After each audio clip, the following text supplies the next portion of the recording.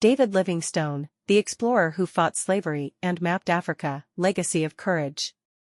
In the 19th century, when Africa was called the Dark Continent by outsiders, one man ventured into its heart, not for gold or glory, but to fight slavery, heal the sick, and unlock its secrets. His name? David Livingstone. A missionary, explorer, and abolitionist whose legacy still echoes across Africa and the world. The boy from Blantyre. Born in 1813 in a cramped tenement in Blantyre, Scotland, David grew up in poverty. By age 10, he worked 14-hour days in a cotton mill. But at night, he devoured books, science, theology, and tales of far-off lands. His father, a devout Christian, taught him that faith required action. At 21, he vowed to blend his two passions, spreading Christianity and science. He studied medicine and theology, joining the London Missionary Society. But Africa, not Asia, called to him. Why? A single mission, to open a path for commerce and Christianity, and to end the Arab slave trade ravaging the continent. Into the African wilderness. In 1841, Livingstone arrived in southern Africa. Unlike other missionaries, he immersed himself in local cultures, learning languages and respecting traditions. He trekked over 30,000 miles by foot, canoe, and ox guard, driven by curiosity and compassion. He became the first European to cross the Kalahari Desert, discovering Lake Ngami. But his greatest feat? Navigating the Zambezi River and documenting Victoria Falls in 1855, which he named for his queen. To locals, it was Mosio Etunya, the smoke that thunders. The crusade against slavery.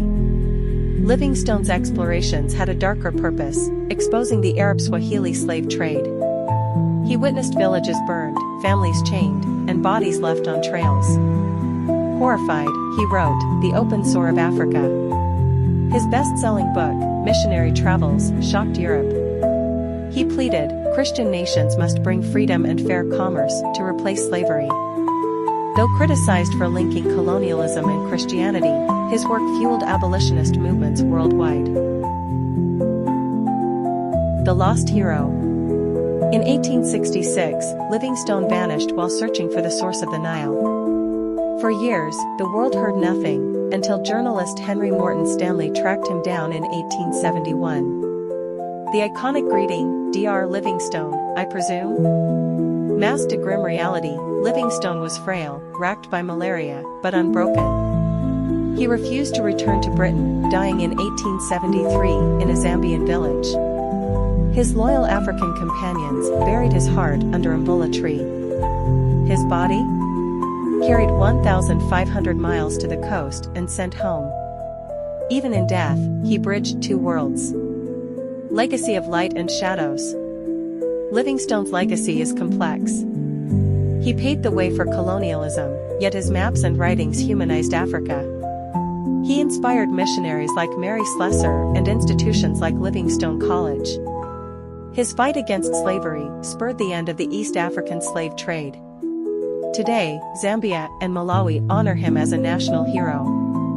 His motto, Christianity, commerce, civilization, is debated, but his courage is undeniable. As he wrote, I am prepared to go anywhere, provided it be forward.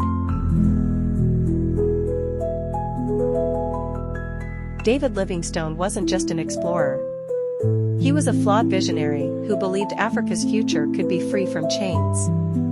What do you think of his legacy? Let's discuss in the comments. Call to action, like, subscribe, and explore more unsung heroes of history.